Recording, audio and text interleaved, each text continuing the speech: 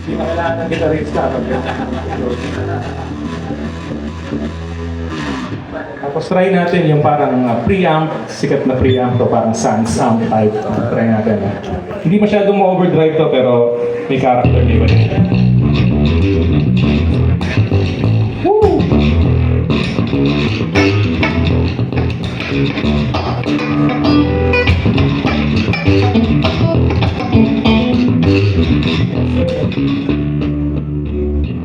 Try natin yung mga effects.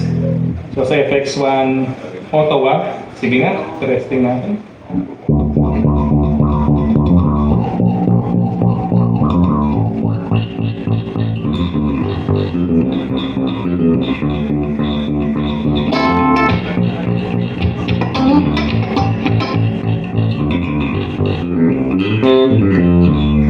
Octave, try natin sa bass. Usually, high notes yan. No? Octave.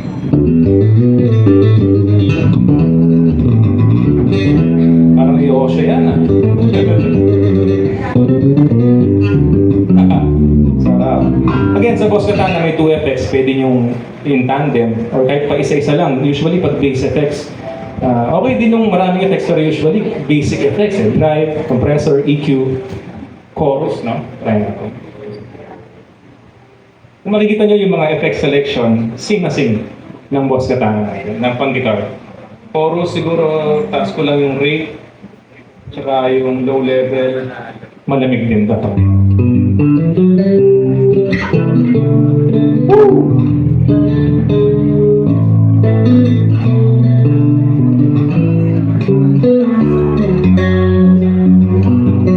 Sagutin ko ako, okay. Flanger. Ito medyo jet plain swoosh na. Actually, yung mga modulation sa flanger, kung makapansin yung high notes. Diba? Kasi pag ginawa mo siya medyo low, hindi na masyado siyang ram down.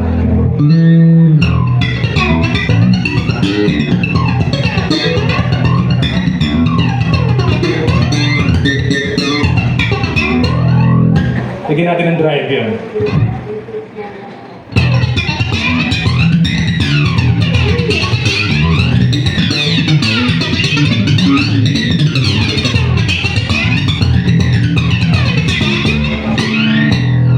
Ginalingan. Try natin yung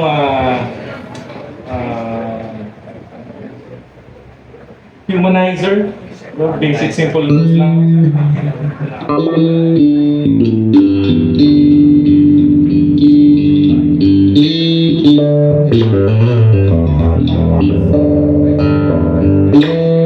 Electronica, pwede siya.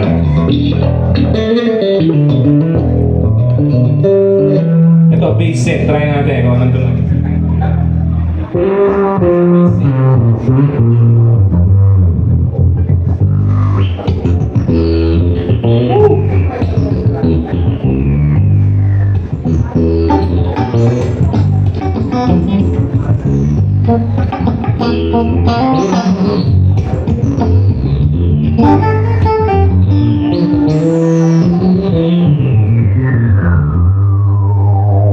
So again, makikita nyo, you can mix and match yung FX1 ang gamit natin. So yung combination, pwede kayo explore doon, no? And again, yung EQ natin, kung makikita nyo, no? Nag-task lang kami ng treble para modern sound. Pero all this time, medyo flat lang siya. Yung dry level nga, pakinggan natin dito. Diba? Naka-overdrive na kami. Pero may dry signal pa rin. So, ang ganda nun pag live. Pag wala yung blend, okay pa din eh. Kasi yung physical speakers, ramdam mo yung low end. So, kunwari pag live, hindi ka na masyado maghihingi sa monitors na. Kasi on the spot, okay na to. Ito na yung count ng low end ng bass talaga. Kasi sa monitors, meron siyang XLR out. Emulated capsing out na din. So yun yung naririnig pag live nyo siguro. No? Ito, magiging monitor nyo lang natin siya. Pero masaya kasi ang ganda ng tunog. On the spot. No? Wala nga kami sinig na preset kasi Paano lang to, mga, yung out of the box. Wala kaming ginalaw. On the spot, sabi ko, kid, tweak lang tayo ng on the spot para makita na kahit out of the box, so okay na agad, di ba? And then, ano pa ba yung available dito sa Boss Katana? Yung mga channels natin, so they could save yung mga different settings. Pwede ka mag-save 3 channels, 3 presets. Tapos may bank siya. So, So, banking. parang 6 presets siya. Ito siya. Yung panel, technically pang 7 yung panel. Yung panel, ibig sabihin nun, yung on the spot sa screen. O kaya yung mismong physical mouse. And then yung save presets, try natin yung presets. Yung presets na nasa pagkabili nyo. So yung nakasulat dito, flat basic. Natin preset. Flat basic. Second preset, vintage growl. Okay, parang Motown eh. Ha? And then channel 3, modern basic. Nararamdaman mo yung low end, tsaka nag-scoop na siya ng low mids yan eh. Diba? GP Chorus, John Patitucci Chorus, no? Ganun yan. Alangan na John Petrucci, di ba? Sarap.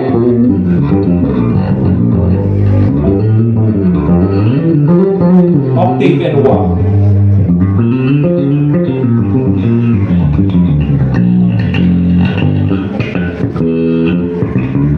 Ito, driven slap, last preset. Bigyan, no? Nararamdaman din low end, stomp eh, no?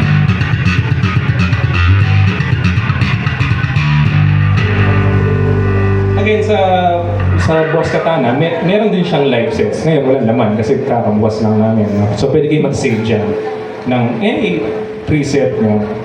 Live set 2, 3, depende kung trip nyo i-save. Yung maganda doon, pwede yung i-save sa cloud or sa iPhone. Pwede yung i-load recta din. So, technically, parang Boss Katana guitar, pero bass. Ang maganda rito, ngayon ko lang kasi siya narinig ng ganito kalakas, no? Yung low end, more than I can hear it, nararamdaman ko. Yun ang gusto ko sa floor. Kaya gusto ko din ng mga amp nasa floor. Mas nararamdaman ko yung buga. Mas siguro kayo, mas naririnig niyo din siguro. And then, meron din siyang, sa system niya, ayun, may global EQ din tayo. Yung line-out setting, ito nga yung preset setup lang siya. So technically, ganda nyo yung EQ sa amp para sa house. Volume na lang, diba? Parang ganun lang nangyayari, no? Meron siyang recording live tsaka blend. Pero tingin ko dun sa bagong artist ay yung, meron ng updated din yan, no?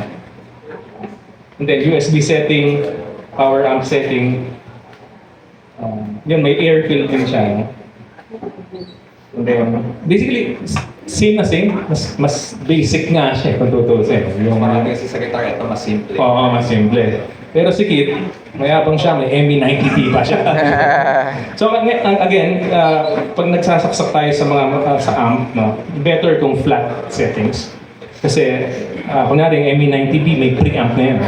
Meron din siyang drive, chorusing. Maganda kung ipapasok siya sa clean high headroom signal. So yung high headroom signal, itong ito yung setup natin kanina, yung basic. Sige, parinig lang natin kayo. Sige, for comparison, try natin yung modern. Sample yan. Vintage. Mas na low mids. Kumbaga na low mids eh. So usually ganun 60s, 70s na bass tone, ganun eh. Pag modern, scoop naman. Tapos 80 Hz o 60 yun eh. Lakas eh. Usually, naka-ME90B na si Kit, lagi lang natin sa flat para setup. So kung na rin pumunta kayo sa gig, bassist kayo, nakakita kayo ng Boss Katana, i-flat set na lang siguro. Kung wala kayong pre-amp para ganyan.